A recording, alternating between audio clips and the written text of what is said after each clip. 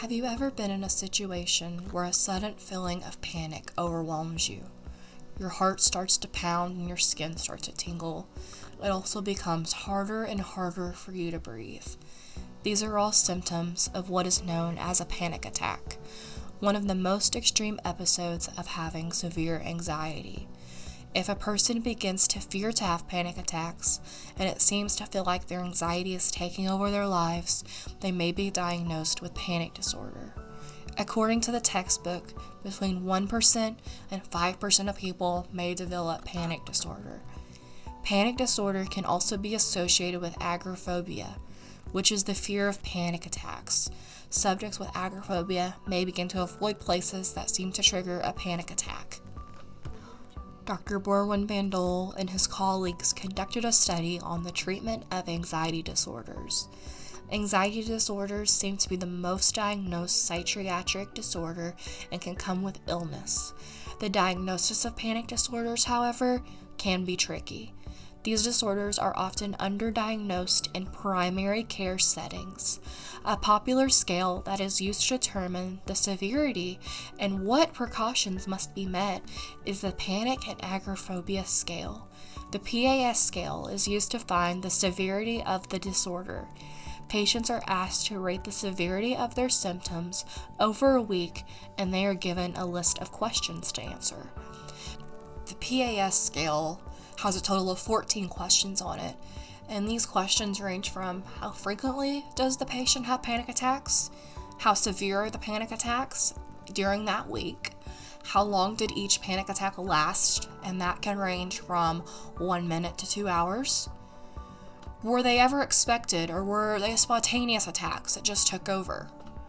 Were there any certain situations that caused the patient to have certain symptoms and feel a certain way? They're also asked if things such as subways, buses, parties, social gatherings, crowds have an effect on their disorder, if they do have panic disorder, and other things that can be triggers for the patient. How important were they to avoid the situation? How important was it to them to want to avoid having another panic attack? And then they're asked if they fear having a panic attack. And then they're asked about how strong the feeling of fear is and how deeply it is and how much it affects them. They're also asked if it affects their family life or affects their social life. And then they're asked if they are suffering from harm or having impairments of their work in the household due to having panic attacks. Panic disorders are treated on an outpatient basis. In most cases, patients are prescribed selective serotonin reuptake inhibitors, known as SSRIs. These drugs have a positive benefit/risk balance, so they are often recommended by doctors. According to this study, there are considerably large differences in people that are on medication for panic disorder.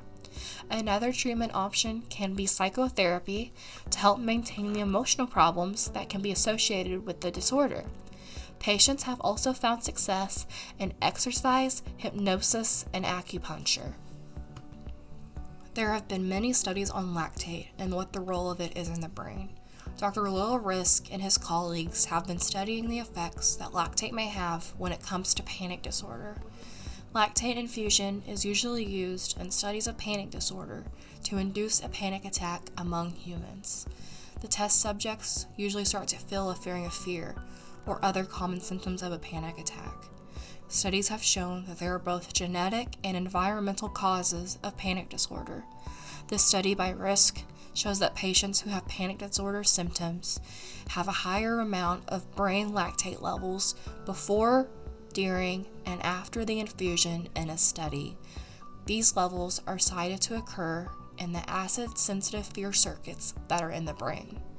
These circuits have also been rumored in scientific communities to be the sites from which a panic attack may originate. Panic disorder is a very extreme type of anxiety disorder that can be managed. People who are suffering from panic disorder, however, may not reach out for the help they need due to the stigma around anxiety disorders. Those that are suffering from panic disorder may feel scared to talk to their loved ones and will even begin to suffer in silence. It is important that those that might be affected know how to manage their symptoms and are given a helpful support system.